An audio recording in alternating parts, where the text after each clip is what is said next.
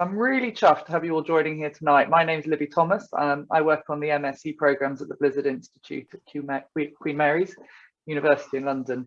We run MScs in emergency medicine and in tactical, military, austere and operational. And so we're running this webinar series to invite some eminent speakers from around the world to join us and to share their stories, to inspire our students, to continue the CPD for all our colleagues, to create a learning community together, and to keep ourselves amused as we go through into the winter months, shall we say. So we're really, really pleased to be joined tonight by Malcolm Russell. Malcolm Russell's been a HEMS doctor for over 20 years, and he's worked everywhere, it seems to be, but in terms of air ambulance, he's certainly been with the London, the Kent, Surrey, Sussex, the Great North Air Ambulance and the Midland Air Ambulance. And he was medical director at Kent, Surrey and Sussex for 7 years, and is still an emeritus medical director there and governance lead for the Midlands, and applies regularly with both services to this date. He was in the British Army as well until 2007, which is great as we move into our new MSc programs on tactical and military, and he helped to shape modern tactical combat casualty care and major incident management, which we know has been through a lot of changes and a lot of shaping in the last 15 years, so that's amazing. He also works as medical director for the UK International Search and Rescue Team, responds to earthquakes across the globe, and is deployed to New Zealand, Japan and Nepal in this role. And for all his services, he was awarded an MBE, which is a honour from the Queen in the UK back in 2014. And when he has some spare time, then we've just been hearing actually about the escapades of his pet python, who seems to have grown to 4 foot and sounds a bit more challenging. Got bitten yesterday by a royal python. So there we go. You didn't think it was a snake bite lecture, but now it is. So I'm going to hand over to you, Malcolm. Thank you so much for being here tonight. Thanks, Libby. Thanks, Tim. And thanks very much for everyone who's joined. I was looking at the participant list. There's some there's some great names there. Some of my former mentors, David Gaunt from many years ago, Mike Donald, a lot of friends from Midlands as well, and from KSS. And indeed, you're right. If I get my facts wrong, Ryan O'Leary can sort me out, and if he gets his facts wrong, Steve Mason, one of our CCPs, is online, who was also at the incident. So I better try and behave. It's great to be here. I will try vaguely to stick to time. I've inevitably written more slides than I should have. Let me just start off by sharing my screen.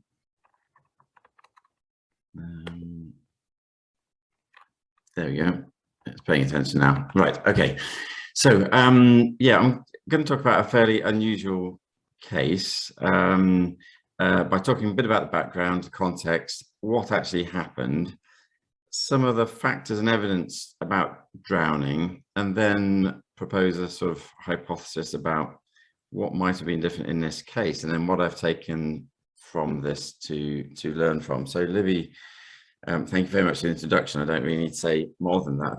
I think you covered it. I'm very proud to have been a HEMS doctor now and still flying, having been a HEMS doctor for 21 years. Started in London with London HEMS, and yeah, I've got a picture of KSS aircraft on the background. I've got my MAA shirt on. I wasn't really sure what kind of hat I ought to wear tonight.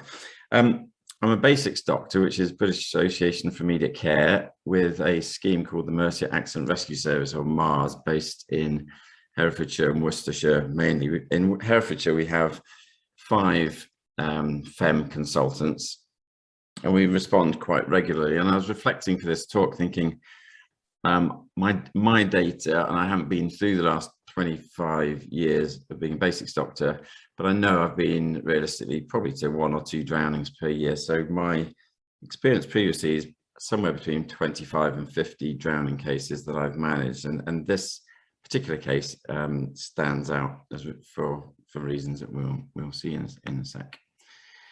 Okay, so I had a quick squiz through my logbook for the last 12 months, September last year to this year, as a basics doctor in Herefordshire, as a MARS doctor. And I've been to 82 cases, and 5 of those interestingly involve patients in water. And one of these was a drowning. And quite often we get involved with flood rescue around here with climate change and so on, but not in the last 12 months. But that just hopefully gives a little bit of context about the sort of thing that we do. We know drowning is really important globally. It accounts for approaching 500,000 deaths per year, and the highest rates of drowning are in the 1 to 4 year old bracket. And when we talk this evening about drowning, we're going to talk about the difference, or it's important to remember the difference between immersion and submersion. Immersion is being in the water, the fluid, the substance, versus submersion, where one's airway is below the surface level. Okay, so what happened? What was the case? The case was on 28th of March 2019.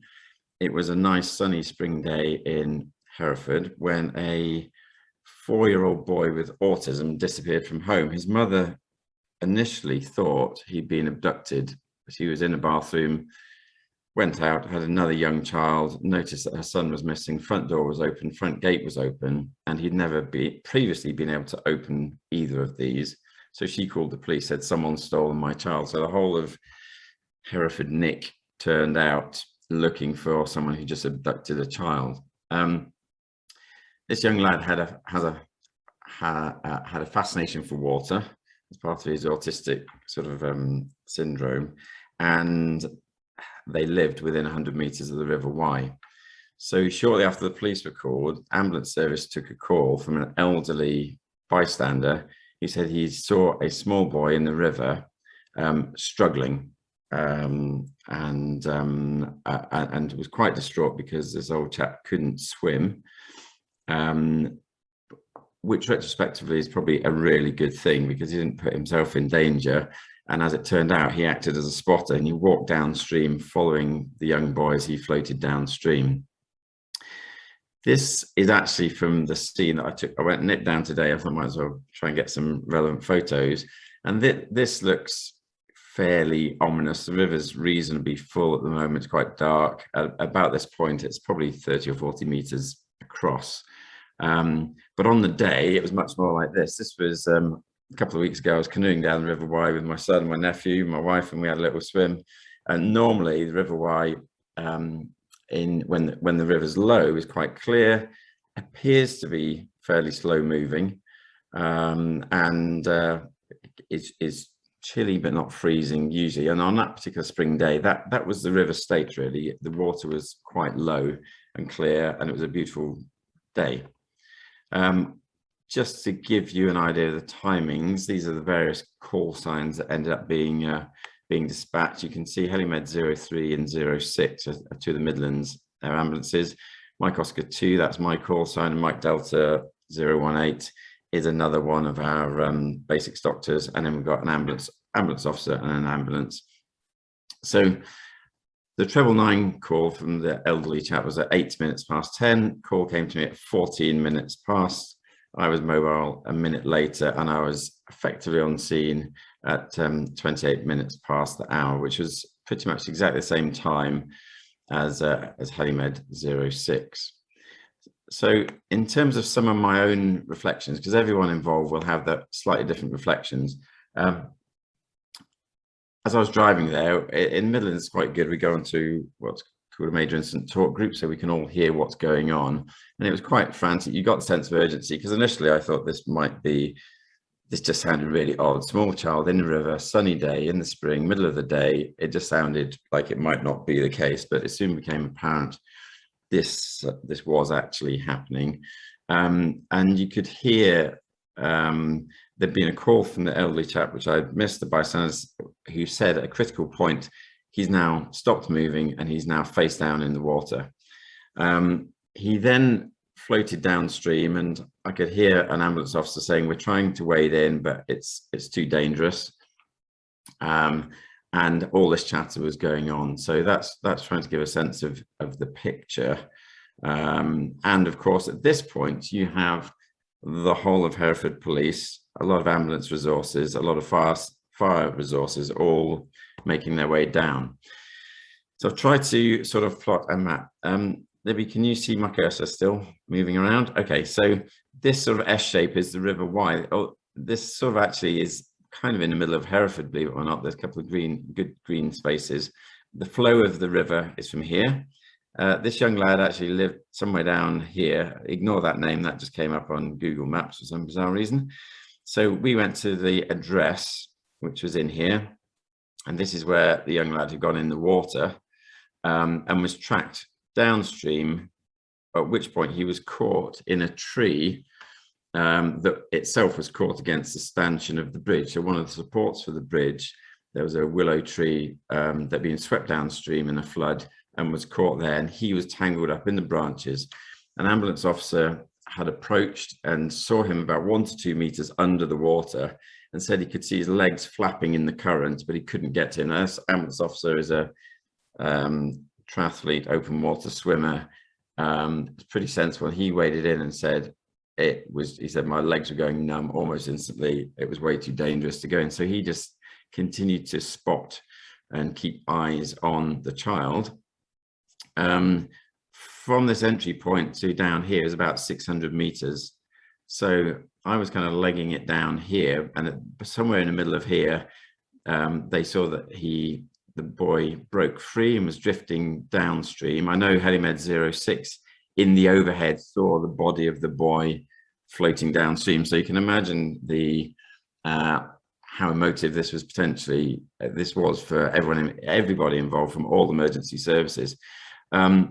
And rotors were just coming to a stop, and I basically met up with HeliMed crew, HeliMed 06's double critical care paramedic crew, and we met down here, at which point, and I don't have time to go into the detail, but effectively the fire service did a pretty heroic save and managed to find him at this point, now tangled up underwater again in another tree, and with an epic effort got him out to the side of the river here, which presented something of a challenge. Now in river rescue, and I'm sorry if I'm teaching people to suck eggs, going downstream, we talk about this bank over here being river right and this bank being river left. So as you look downstream, and it's important to understand basic terminology in these jobs. So I basically shouted across at the fire crew that we needed him river right, and they committed to the plan, which is fantastic. It's fairly unusual having rescued someone to take them back into the water while they're in cardiac arrest and take them across. But we all knew that there was basically no one in support here and everyone in support on this side. And they made quite a brave decision. They were absolutely exhausted and took him across the river, during which time myself and the CCPs set up effectively a kit dump and a sort of a resus area, essentially. I took this photo again today. So the river was much lower than this.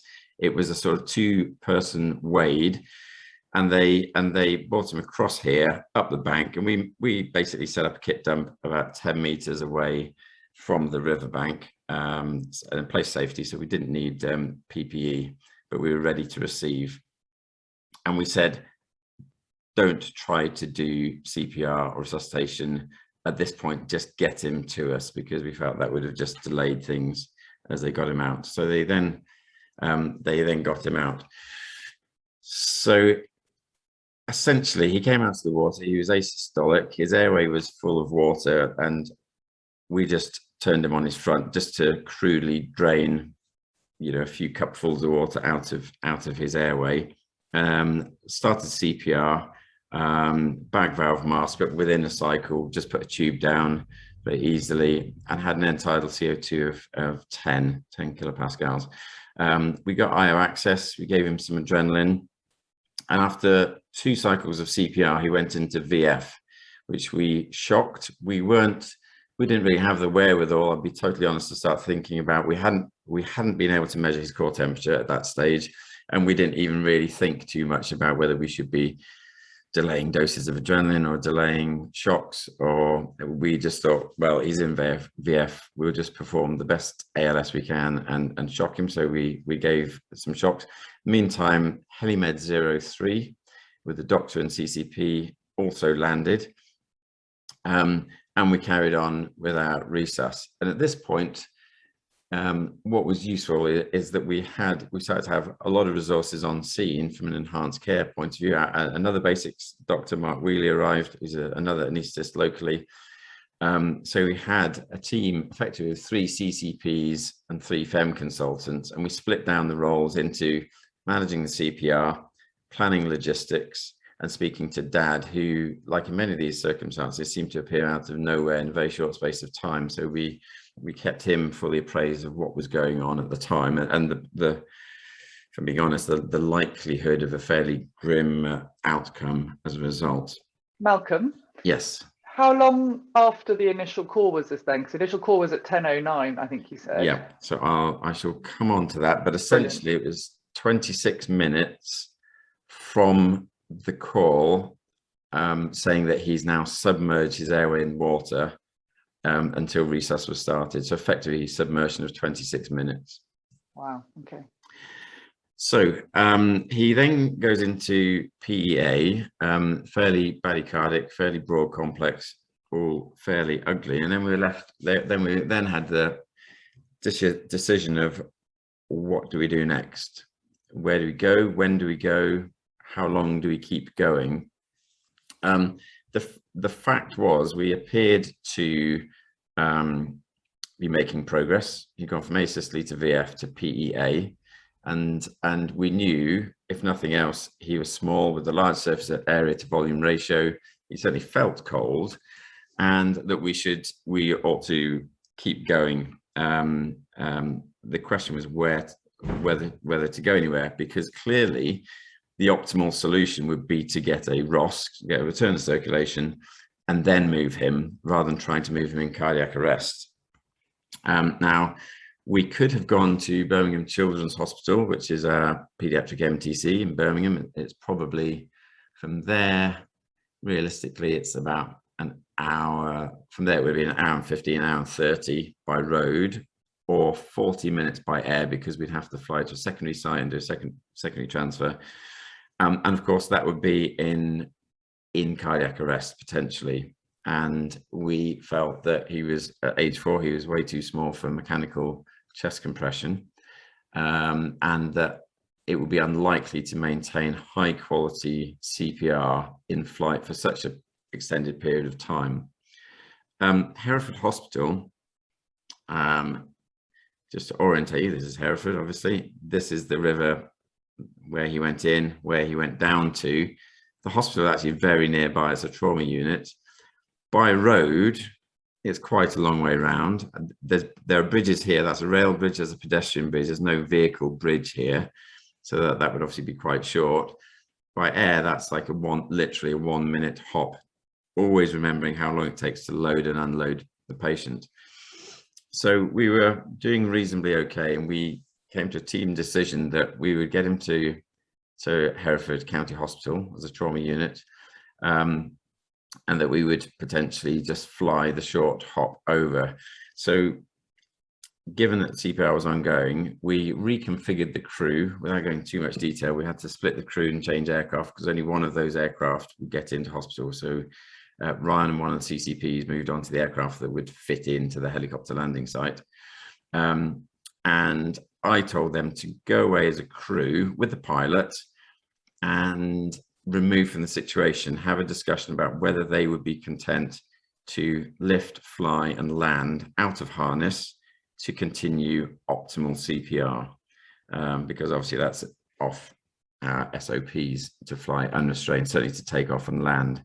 But we had enough resources that they could go and have that decision, if you like, without the heat of the moment bearing down on them. And they came back and said, yeah, no, this is a low risk. We're happy with what we're going to do. In fact, one is going to stay harnessed to manage airway, one will be out of harness doing chest compressions, and it'll be a short hop over. So at this point, I basically legged it back to the car and blue lighted around to get to the hospital to really try to make sure they hit the ground running when this child was delivered, because as many people will know, the potential stress from a pediatric resus, ongoing pediatric resus, is quite high. So I effectively gave them a pre-handover to say, everything's under control, we really feel we want to commit to a fairly aggressive resuscitation. And basically they were all fully on board with the decision. And when the helicopter landed, I was able to help with the unload, and we got them into resus and continued really what was very seamless CPR. So at hospital, we got the team to buy into the plan, which was fantastic. PA was becoming slightly less bradycardic and slightly more narrow complex. His core temperature is 23.5 and his pH was 6.4, so he was pretty sick and pretty cold. But after a total of 95 minutes of CPR, which was effectively 120, minimum of 121 minutes in cardiac arrest, the hospital got a ROSC, which was amazing. He was then transferred to Birmingham Children's Hospital that evening because he basically stabilized. Initial discussions were such that they felt this might be futile, but actually his gases all started to normalize and he became pretty steady. So they agreed to transfer him and very kindly took him up to BCH onto ITU. At BCH, they kept him sedated. They monitored him. This was on Thursday the event happened. So they monitored him over the weekend for any seizure activity, and there wasn't any. His CT of his brain was normal, and he was extubated 72 hours later, more or less, from the incident and made a full recovery. This is him 6 months later, starting school. I'll skip over that because it all gets a bit emotional. But he's done very well since and continues to do extremely well. In terms of his downtime, what makes this job particularly useful and unusual is we have really accurate timings, because I went back subsequently, not just looked at the CAD, but got the recordings of the radio, so I could timestamp the precise calls from airway submersion effectively to when we started resus properly. And speaking to people like Paddy Morgan and some of our known drowning experts in the country, they say that it's quite unusual. Actually, if you think about it, most of the drownings we go to, it's often someone who has disappeared at a swimming pool party or whatever, and the body is found, or they're in a vehicle or a boat that capsizes, or a vehicle goes into water, and it's not really known, was there an air pocket, was there not an air pocket, what were the circumstances? So it's really quite unusual to have such precise timings, which is good. Now, in terms of guidance, there's guidance about when you should rescue, when you should not rescue. This is the national guidance. You may have seen it in different forms about when to rest, when effectively we go from the phase of rescue to recovery, i.e. body recovery. And the things that are relevant, as you'll see, are things like body size, water temperature, time last seen, and then a kind of reappraisal as you go. And effectively after 90 minutes, you're into body recovery, with a few rare exceptions. Now, in terms of rescue, he was rescued within the sort of half-an-hour window. But if you look at some of the other literature, this is a really interesting paper that I found, Dutch paper, a Dutch team that published in the BMJ. And what they did, they looked at all of the Netherlands national data over a 19-year period, looking at all cases of drowning in children. And they focused on 160 of those who had experienced cardiac arrest with drowning, with hypothermia, who were outside and not in a car or a boat. So there's lots of kind of what ifs there, but effectively the sort of group that this patient was in. And of those, they had good outcomes in 17 of those, so about 10%. What was really interesting is that they had 98 of those children with prolonged resuscitation. So this is CPR more than 30 minutes. And they didn't have a single survivor in this 19-year cohort. And survival was seen to be less likely for any season other than winter. So very cold water immersion is certainly a key factor. So drawing some of the factors from that paper, CPR of more than 30 minutes, no good outcome. Well, we had CPR of 95 minutes. Maximum submersion time with good outcome for any of their cases was 25 minutes, and we beat it by a minute, if you like. And survival less likely outside of winter season. And if you look at the weather and match it to the Dutch data, effectively we would have classed in their spring season. So that should have gone against as well. So the authors suggest not to continue CPR resus after 30 minutes in children with initial core temperature of less than 34 degrees C after drowning in seasons other than winter and when asystole is presenting rhythm. So that would suggest that we should have stopped. However, they did say, importantly, exceptional circumstances include drowning in rapidly flowing water and witness immersion before submersion. And I'll come back to those.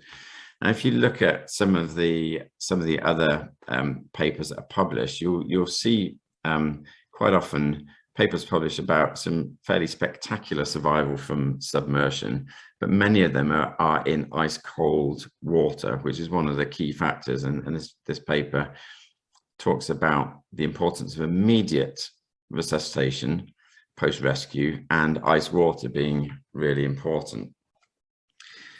So we were sort of scratching our heads about what made this case different. Well, if I pulled up some data from the River Wye river depth levels, and this blue line at the bottom is the river level at the time of the incident. And you can see, compared to a moderate flooding and a severe flooding, this is a really low river state. So there wasn't apparently much flow in the river. So that sort of doesn't make sense. I then went down and measured the temperature of the water the day after, and I looked at data saying that the river hadn't changed, the weather hadn't changed, the levels hadn't changed, so the temperature is highly likely to have been the same the day after as the day before. It was 9 degrees. Now that is not ice cold water by any means. It's cool, but it's not ice cold, and the air temperature was ambient for that time of year. So again, that is really odd.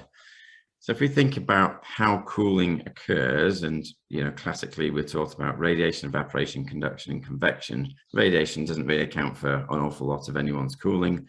Evaporation does in the circumstances if you're wet and in the air, but of course this patient was in the water, so would have had minimal evaporative loss. Conduction is the big one through the fluid medium.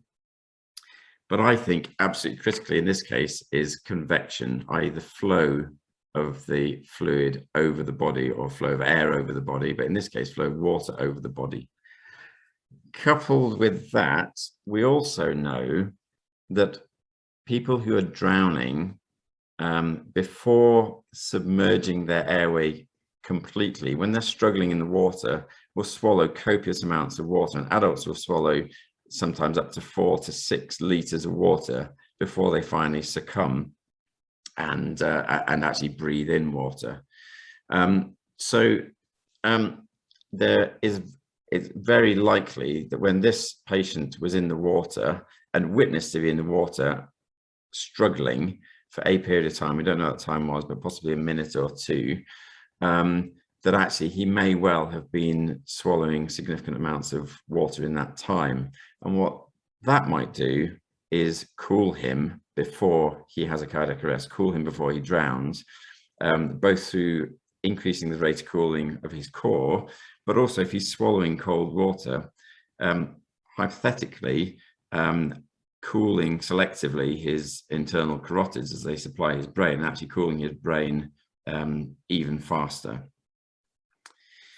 So my hypothesis, I think a key factor in this case was what we call a strainer. This picture is of a strainer. It is anything that is in the water that potentially can trap the person against the flowing current, and typically is a tree or a fence. They are super dangerous if you're caught in a river and you get trapped against this, because you almost can't move against the power of the current. And we know he was trapped, because if you recall some of the comments, so the ambulance officer said he's trapped submerged under tree debris. That was at 14 minutes past 10, so he may have been there for some time already.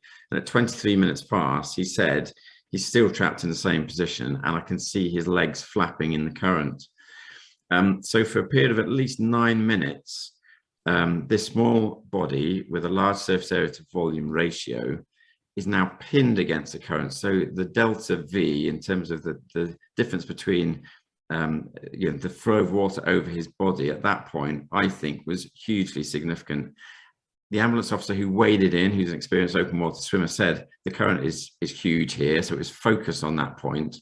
And he said, I can hardly feel my legs. So again, the flow of current, that convective and conductive loss was massive. So the fact that he was trapped in relatively warm water, but for 9 minutes in this huge current, I think is one of the key factors to this young boy's survival. So small child, large surface area to volume ratio, immersion before submersion. So that pre-cooling effect, swallowing of water, possibly selectively cooling his brain before he went into cardiac arrest and drowned. Trapped for around about 9 minutes.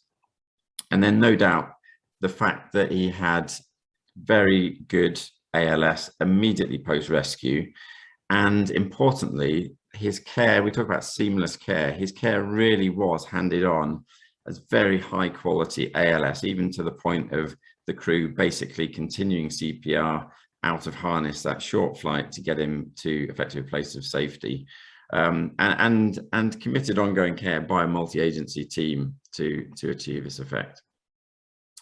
So I'm just wrapping up. In terms of some reflections, chain of survival, if you've got any time to plan, even if it's seconds, to plan ahead, do your kit dump, work out where you're going to receive the casualty, plan ahead to get those links set up, get a runner effectively to go to the hospital, or whatever it might take.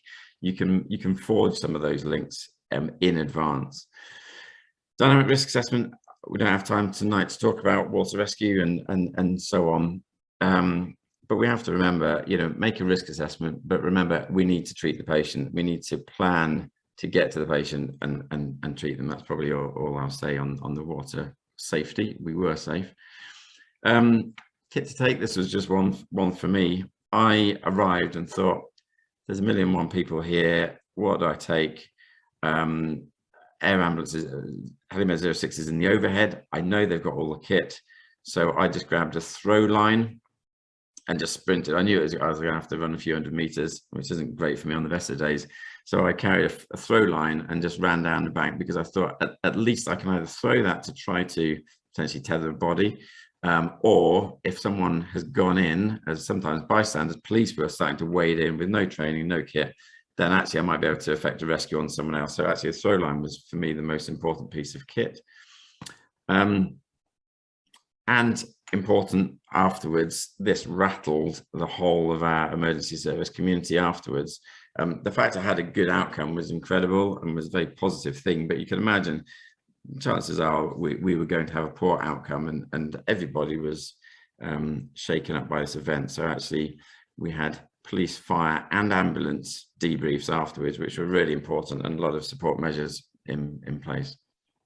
So when you're dealing with these cases, I would suggest listen to the evidence, know the evidence, and listen to your experience, but don't write people off. Treat each case uniquely, because history is key, and just think about those factors that can make a difference in outcome, because I've no doubt most of the next few drownings I go to will have a poor outcome, but it's looking for the ones that might survive for good reason and really getting things right on every time, getting that chain of survival set up properly.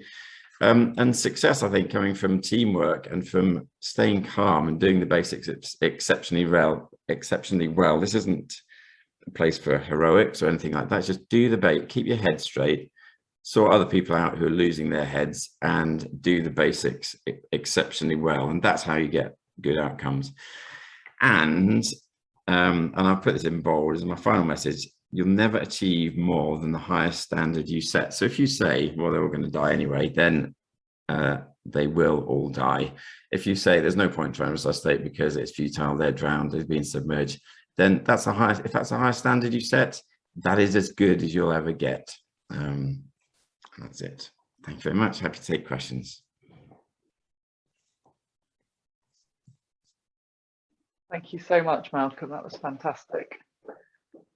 He was a very lucky child, lucky to have all of you around. I mean, that is a phenomenal story, and it's heartwarming to see happy outcome and just inspire us to keep working at Arrest, because you hinted to the disillusionment, and I share your view. Our job is to lead teams to the highest standard and to expect survival. There's no other way in. But thank you so much for sharing your wisdom in that story. That was really interesting, particularly to see the hypothesis of the cooling, because it made great sense when you talked it through. But I must say, as you were telling the story, that hadn't registered with me. Thank you. Do please put your cameras on, everybody, if you want to, and if you want to raise your hands or post a question in the chat for Malcolm, then we would love that, because it's great to be able to see faces and to get you involved. So please do think about that. Just a quick question, Malcolm, because we've got a lot of people from internationally, they might not be aware. Could you just explain what a basics doctor is, because they might not quite understand the nuance of that role that you have? Yeah, of course. So in the UK, we have the British Association for Immediate Care. It's been going since the mid-1970s and was set up really before the profession of paramedics was created. And originally was a bunch of volunteering general practitioners going out to help at scenes of accidents. I'd like to think it's become more professionalized these days, with more of a focus on FEM consultants. But what it effectively means is largely FEM, pre-hospital emergency medicine consultants, in their own time, voluntary, unpaid, with their own cars, but with FEM type equipment, resus equipment, being available and going out to incidents on behalf of the ambulance service. So we're blue light trained. As I say, I go out to about 80 jobs per year. Probably 85% of those, 80% of those are road traffic collisions, usually the more complex ones, entrapments, multiple casualties, pediatrics, the more unusual cases, falls from height, stabbing, shootings, industrial accidents, farming accidents in my patch, and forestry accidents, falls from horse, and the odd drowning. So that's the sort of thing that we do.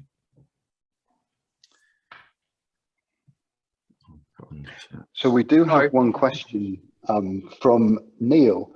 So Neil's asked, it's interesting to see what temperatures innervate the mammalian diving reflex. I thought the diving reflex came from the combination of water and cold in the upper airways rather than the temperature, but Malcolm, I think you're going to give a far more comprehensive answer than I ever could. No, I'm not sure of the exact answer, so I'm just trying to catch up with all the chat. There's a few things there. I mean, I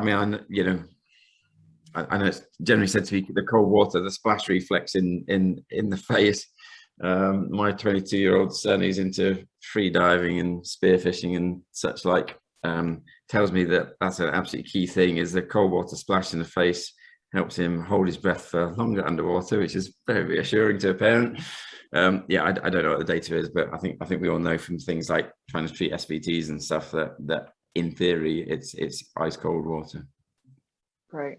So Mike Donald's asking, did the scene team discuss moving towards an ECMO capable centre prior to ROSC? Yeah, it went through the discussion. The pathways into ECMO in the West Mids are not terribly easy. I think that's probably, Ryan might be able to comment. I think that's probably a fair way of saying it. It's challenging, and certainly flying direct to ECMO. Again, the problem was we would have had to have flown for a substantial amount of time with CPR ongoing, which is not impossible, but it was certainly a consideration. Ryan, do you want to comment on that? Yeah, if that's all right. Hi guys, I'm Ryan. As Malcolm said, Midlands Air Ambulance Doctor, fortunate enough to work on this job. So it's really interesting, the ECMO question. We did have the discussions, as Malcolm said, myself and Malcolm on scene. When I subsequently debriefed this case with the PICU consultants who run the extracorporeal life support at Birmingham, they were fairly unequivocal in that they would not have offered this child ECLS, and actually they don't really offer ECLS intra-arrest in ED. I think they've done it once in the whole time they've run an ECLS program at Birmingham, and the outcomes were not good. And so the only patients they put on ECLS are patients who are not arrested. Their general experience with ECLS is confined to small children who have cardiac abnormalities and rare sort of cases in sort of, you know, severe septic shock. So it was discussed, but actually, had we taken this child to BCH, they wouldn't have been offered ECMO, and as Malcolm has already said, the CPR on that run would have been significantly lower quality than it was. Thanks. Great, thank so you this so child much, was Ryan. just Malcolm, the child was just passively warmed with a bear hugger, or passively, again, Ryan might have the detail, had warm fluids. I'm not sure, did they I mean, I know the evidence is poor, but I think they may have tried, where they tried bladder perfusion of warm fluids, IV fluids, bear hugger, that type of thing. There's certainly no kind of clearly in the TU there's no bypass or that sort of option, which we know might have been thought about. This child just had forced air warming and fluids. We'd actually started the fluids pre-hospitally and had started running through a warmer. We were carrying a fluid warmer for other reasons, and so we started warm fluid. But the only other thing that was done in Hereford was bear hugger warming, and that was enough. Yeah, and at time, I'm just trying to got it written down somewhere. I think at time of ROSC, his temperature was up by a few degrees. I think it was still in the high 20s or something like that, Ryan, or low 30s. I'm just looking to see if I can find it. I've got it all written down somewhere, but it's been quite a while since I last looked at it. Yeah. While you have a look, there's another question about cooling actually, and it's saying, what are your thoughts on pre-hospital post-ROSC therapeutic cooling? Well, I'll happily open this to a wide discussion, but I know, you know, for many years that's exactly what we did, and then the evidence suggested that current guidance is not to cool post-ROSC, but to focus on preventing hyperthermic response and keeping normothermia. So we tend to just go with the best evidence. I don't know, it's challenging. One has to be careful not to be swayed by anecdote, you know, and not by inferring too much from individual cases. And we've all seen cases where we think therapeutic hypothermia has had a positive effect, but on the whole, going with the wider published evidence is what we're doing at the moment.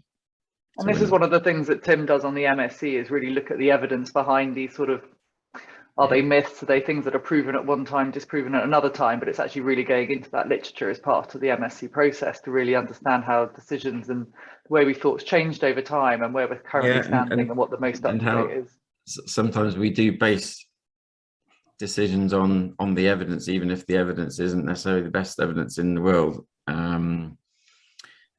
So, you know, as an example, a few years ago, when we used to, years gone by, we used to use a thing like kind of sink plunger called an active compression decompression device in cardiac arrest. And I believed I had way more ROSCs from asystolic patients as a result of that than by doing manual chest compressions. Now, whether any of those or any significant number of those actually survived afterwards is hard to say. And I think it was a Cochrane database review showed that they don't really make much difference. But actually now we're using mechanical chest compression, which in many ways is kind of the same thing. So yeah, you do have to challenge the evidence, because although, you know, what we do today is going to be different in 10 years time. 10 years time, we're going to look at a number of things we do today and say, isn't it ridiculous that we used to do that? Just like now we can say, isn't it ridiculous that we used to just fill people with fluid and give them 5 litres before they got to hospital in trauma?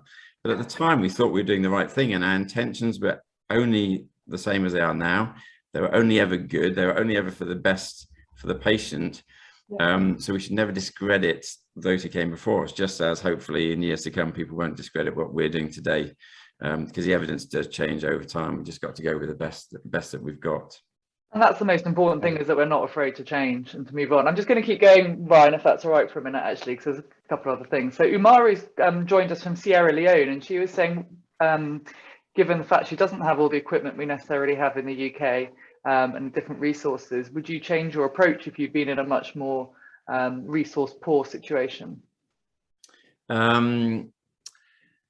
Yes, depending on the circumstances. The challenge is always going to be, I think, warming these patients up. You know, the old adage, which I think is right in these cases, that you're not dead till you're warm and dead. In other words, you've got to warm these patients up. And how do you do that? We know that bypass and ECMO are the sort of things realistically the most effective to warm up. Secondly, bear huggers, you know, forced air warming. At the very least, if you're in an austere environment, get the person dry and wrapped up and somewhere out of the wind. Even if warming them is difficult, you want to prevent them getting even colder. So think about evaporative loss is a big one. Once they come out of the water, specifically drowning patients, when they come out of the water, they will start cooling quickly by evaporative loss, especially if there's wind. So get them out of the wind. If you put them into a plastic bag, like a survival bag, even if they're wet, within a short space of time, the water vapor within that plastic bag will be fully saturated, and by definition they can't evaporate more, so they won't lose more heat through evaporative loss. So one way or another, you've got to tackle the different means of cooling as best you can and try and warm them up. I once, I can probably say this, I once in a fairly difficult situation rigged up, I had access to bear hugger blankets from a field hospital without a bear hugger device, and I rigged it up to the heating system of a CH-47 Chinook helicopter. I had 2 temperature ports for my monitor, and so I got a temperature lead inside the bear hugger to make sure I wasn't heating it to a dangerous level and going to burn the patient, and then the other one for the patient. So we improvised quite an effective forced air rewarming system, but it does take a bit of field mechanics sometimes if you're going to do something like that. Don't try that at home, guys. Just No, be probably really not. careful. Amazing. There's another question, which is just very quickly. His initial temperature was 23.5, and the ROSC was he'd only gone up by 1.5 degrees C. So they got a ROSC at 25 degrees C core temperature. Wow. I've certainly spent a long time trying to warm people up in A&E, and it's a really slow process, but you've just got to keep going, haven't you? And they did well to get back to that lower temperature. Somebody was asking about the PEA, and they thought, do you think his PEA was true PEA, or was it just a low flow state? I suspect probably, my gut feeling is probably a low flow state. It probably went from one into the other. Probably, yeah, there's probably not much output to start with, but I suspect the heart, there was some activity. We didn't do an echo, Tim. I'd be interested in your thoughts. Our focus was on just optimizing CPR. He had no output. He was in PEA at that stage, so we just wanted to. Our main, I think, fair to say, our main pointers towards success. We had a high end tidal CO2, which we took as a good thing. We had a change in the morphology of the complexes from a sort of broad, ugly complex to what was shaping up to be more narrow, more normal looking complex, and going from a bradycardia to a slightly less bradycardia, if that makes sense. Those were our sort of in the field things that we were looking at. We didn't do ultrasound.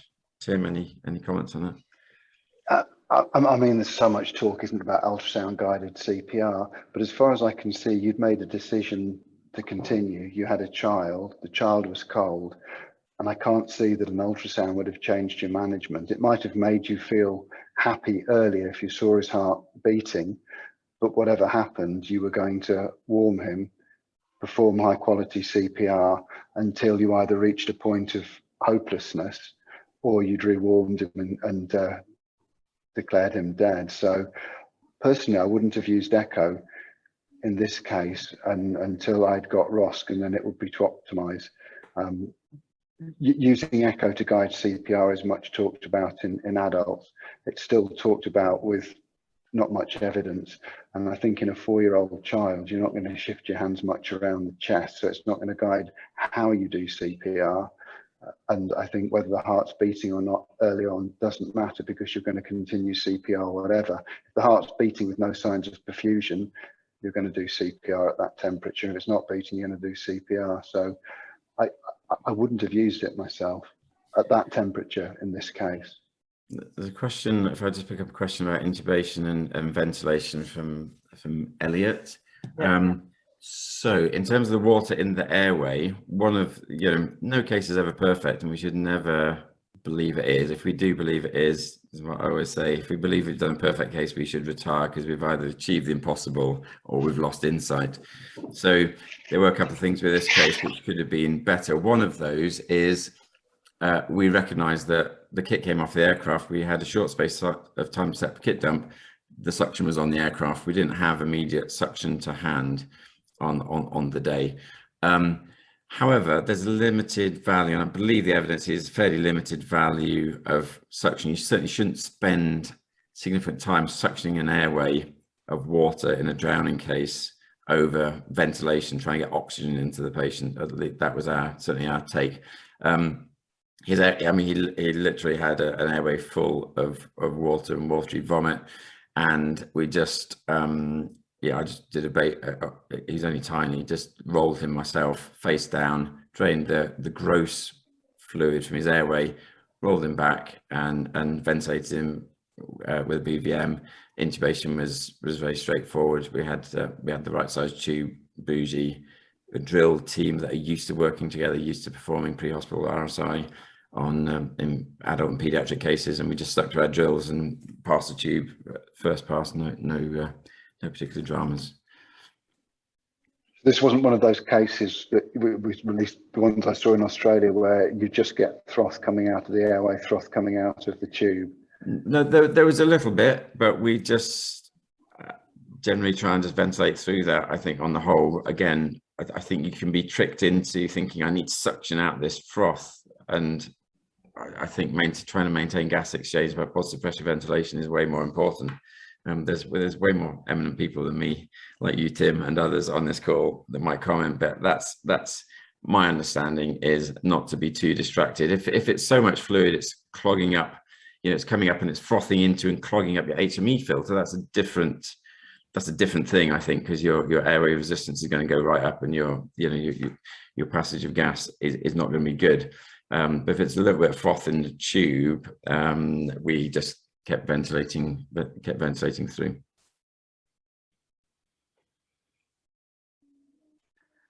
Brilliant, thank you so much. I think there's people wanting to know what the blood results were and various other questions about the rhythm changes. Did you ever make it out of, it just went from PEA, I think you said, back into... It went from asystole to VF to PEA. There's a question from Graham Banks about devil's advocate. We use Luke's on elderly frail patients that are often very small. Why not on this child? So one of the considerations, so Leif Rognus, who is consultant, who's one of the senior consultants with the Danish HEMS, told me one-to-one previously that very much off-label, if they have a very small patient, sometimes they simply stuff blankets under the patient to reduce the AP diameter within the device, and they have used mechanical chest compression very successfully. But this was a 4-year-old with an estimated weight of 20 kilos, and we thought realistically he was still significantly too small to try and cobble something together. Certainly didn't want to put him at any risk. Thank you so much. Somebody's putting in some recipes now by the looks of it. Thank you, Hugo. Yeah, that's very cool. Microwaving the things and everything else, that's great. It's nearly 7:30, so I just want to say thank you so much, Malcolm. There's some great comments in there. Some people have really gained a lot from this conversation. Pleasure. Thank you very much. Which has been fab, and I think it's been fascinating for everybody involved, so thank you so much for sharing this story with us. Thank you, Ryan, for backing him up and making sure he got it right, which is always important. And from there, Prof. Harris. Yeah, it's a strange name. Tim sounds much better. Libby, thank you so much for your wonderful chairing. And I'm intrigued that Ryan and Russell have got such similar beamy houses. It looks so beautiful. I take it you two are not a million miles apart. We are actually only a couple of miles apart. We often co-respond to jobs, and living in Herefordshire, we have the pleasure of some nice old buildings to inhabit. Yeah, it looks magnificent. Really, it does. What I'd like to do now is just open up and ask if there are any questions about the master's program program. So as Libby mentioned earlier, we run a master's program at Queen Mary. This is a program that was really born out of our experience working with HEMS and critical care paramedics. And we wanted to provide a postgraduate course that focused on up-to-date resuscitation. And the course is open to medics, nurses and doctors, and we treat all equally. And I think one of the strengths of the course is that we have people from such a range of backgrounds working together, sharing their experience.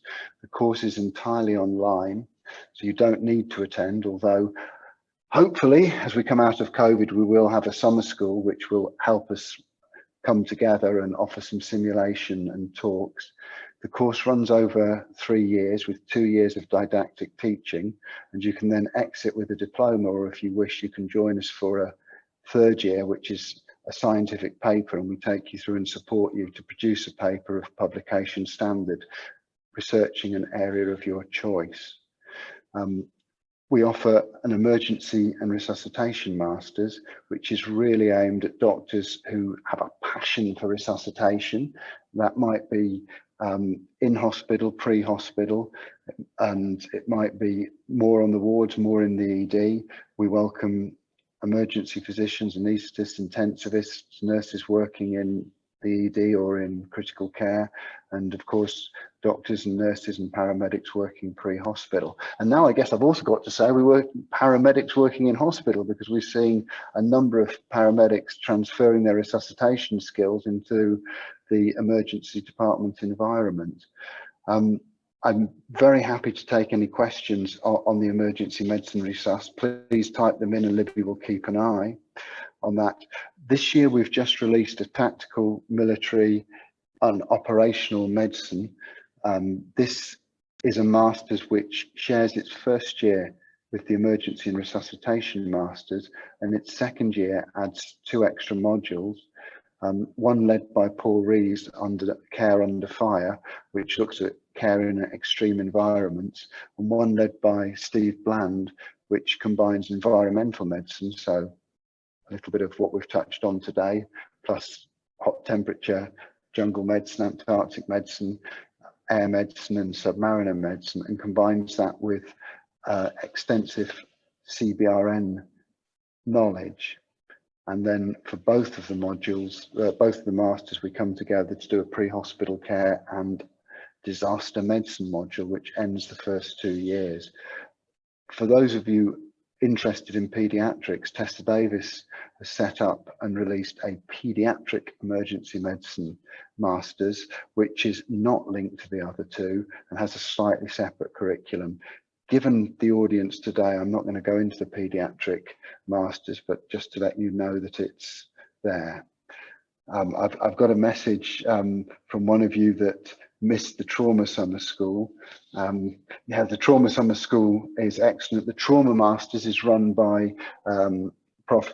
Kareem Browie, Prof. Susan Brundage, Prof. Elaine Cole, who are all colleagues of ours at the Blizard Institute in London, and they offer a very similar course. And for those of you that wish to explore trauma as the focus of your resuscitation, there's nowhere better than to study with Kareem and his colleagues. Libby, do we have any questions at all in the chat at all? And no, I'm just going through. There's no questions in the chat, but what we have done in there is we put the link through to the MSc programs if people want to have a look. We've also put a link through to a video which followed on from one of these webinars previously, that just tells you a bit about both of the MScs that we offer from the emergency medicine perspective. And Becky Platt's actually on the call as well if people have got a specific PEM question, because she's part of the faculty for that. So, but otherwise, I think that's great. Thank you so much for pointing that out. Becky, I apologise because I did see you there at the start and I should have been more mindful that you were with us. So please do ask any questions for PEDS. The Masters is great fun. Masters learning is about teaching you to think, make decisions, and where necessary to deviate from the guidelines. Level 7 is about synthesizing evidence, exploring papers, making your own critical analysis. And we're not teaching you to ignore guidelines, of course not, we follow them every day. But for those of you that wish to go a step further in your medicine, to act independently, to try and customize those guidelines to give your patients the best possible care. That's what we're aiming at for level 7. Also, of course, we focus on those that are interested in becoming educators and teachers, taking lead roles within your service. And to an extent, those of you that are interested in a career in research, although I say at the outset, the master's program is clinical, not research. What I mean by that is we do offer some research training, but the research training is to help you identify and read papers. We're not training you to be independent researchers. For those of you that want to move on to a PhD, while this may provide a lot of useful groundwork for you, that's not the audience that we're aiming for. Libby, would you like to add anything to what I've said? And while you're doing that, I might just scan up and down the chat and see if there's anything. Paul was just asking how early in your training could you do any of these programs, and I was just wondering what your professional background was, Paul. There is, you know, it's good to have experience under your belt before you come to a program like this. It's not a medical student program, you know, it's for people with experience. So I think for the nurses, they're expected to have at least 5 years in the working within emergency medicine. Yeah, so it's a great question, Paul. When we set this up, we definitely set it up for people that had clinical experience, that could bring cases to share, and that were familiar and secure in their practice, be it paramedic, nursing or medical.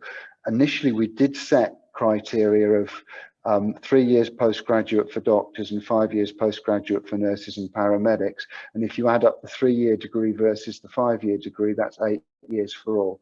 However, I got a steady stream of letters over the last 2 years saying, hey, I haven't got that experience, but now is the right time for me to study. And particularly a lot of paramedics wrote to me saying, look, my paramedic training is largely clinical. Yes, I've just finished 3 years, but in that 3 years, I've got 1,000 hours or 1,500 hours. And actually, I'm young, I don't have a mortgage to pay, I don't have kids. This is a great time for me to study. So now we do accept people with less experience than that.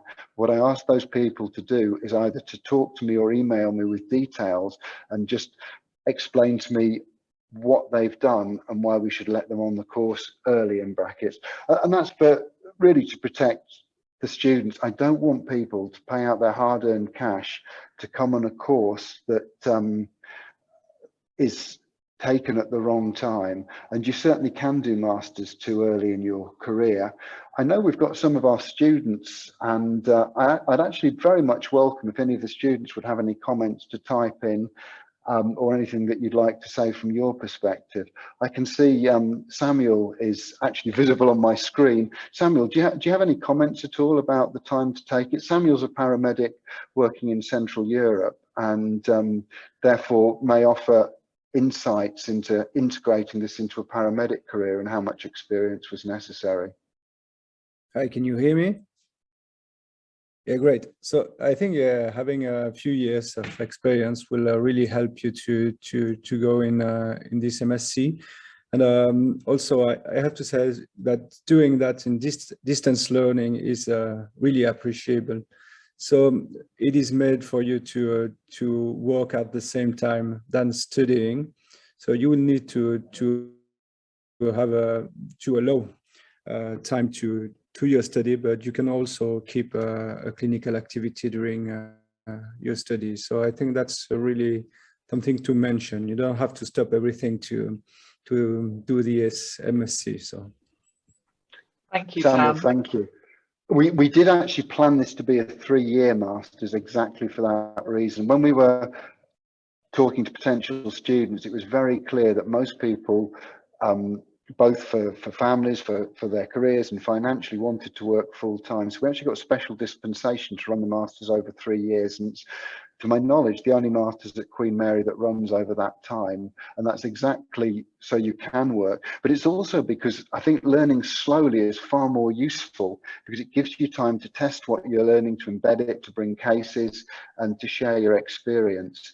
And I did notice that I think it was Paul said that he's an ED nurse and now a med student. I would say, Paul, that if you're studying medicine while working as an ED nurse, this is not the right time for you. Quite simply the logistics. Now, you may have 10 years nursing, I'm not sure, and therefore you may meet the criteria, but to study medicine, to graduate and pass your finals, get adequate experience, and then to work, I guess, on bank on as a nurse to fund your course and do this, I wouldn't advise that. I think you'd be putting yourself in a very stressful situation, and you would not benefit from the course.